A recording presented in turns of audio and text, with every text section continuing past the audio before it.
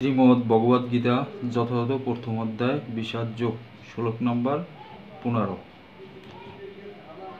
ওম নমো ভগবতে বাসুদেবায় নমঃ। পঞ্চজন্যং ঋষিকেশ দেবদত্তং ধনঞ্জয় পণ্ডং দেবৌমৌ মহাশঙ্খং ভীম কর্মা বৃক্ষধর। পঞ্চজন নামক শঙ্খ ঋষিকেশ শ্রীকৃষ্ণ, যিনি তার ভক্তদের হৃদয় পরিচালক, এবং দেবদত্ত নামক শঙ্খ ধনঞ্জয় অর্জুন, এবং যিনি ধন সম্পদ জয় করেছেন পণ্ড ও নামক শঙ্খ দবেমৌ এবং বাজালেন, এবং মহাশঙ্খম ভয়ঙ্কর শঙ্খ ভীমকর্মা প্রচণ্ড কর্ম ও সম্পাদনকারী বৃক্ষধর বিপুল ভোজন প্রিয় ভীম। গীতার গান। ঋষিকেশ ভগবান পঞ্চজন্য রবে এবং ধনঞ্জয় বাজাইল দেবদত্ত সবে, ভীমকর্মা ভীমসেন বাজাইল পরে পণ্ড নামক শঙ্খ সেই অতি উচ্চ স্বরে। অনুবাদ।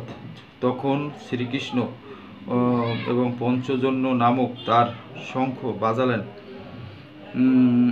অর্জুন বাজালেন তার দেবদত্ত নামক শঙ্খ, এবং বিপুল ভোজনপ্রিয় ও ভীমকর্মা এবং ভীমসেন বাজালেন পণ্ড নামক তার ভয়ঙ্কর শঙ্খ।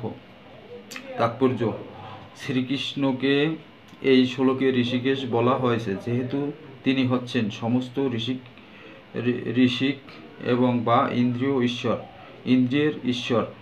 জীবেরা হচ্ছে তার অবিচ্ছেদ্য অংশ, তাই জীবনে ইন্দ্রিয়গুলি হচ্ছে তার ইন্দ্রিয় সমূহের অবিচ্ছেদ্য অংশ।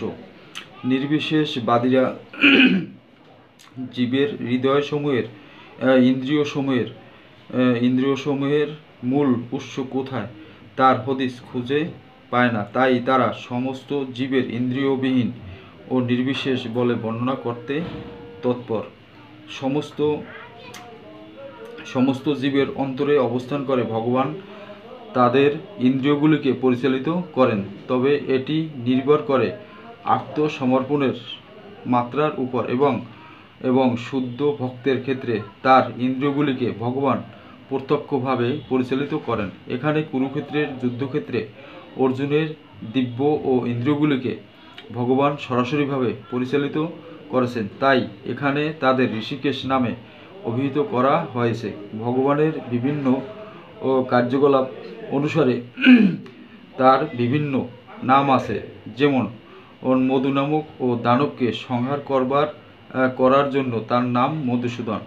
গাভী ও ইন্দ্রিয়গুলোকে আনন্দ দান করেন বলে তার নাম গোবিন্দ।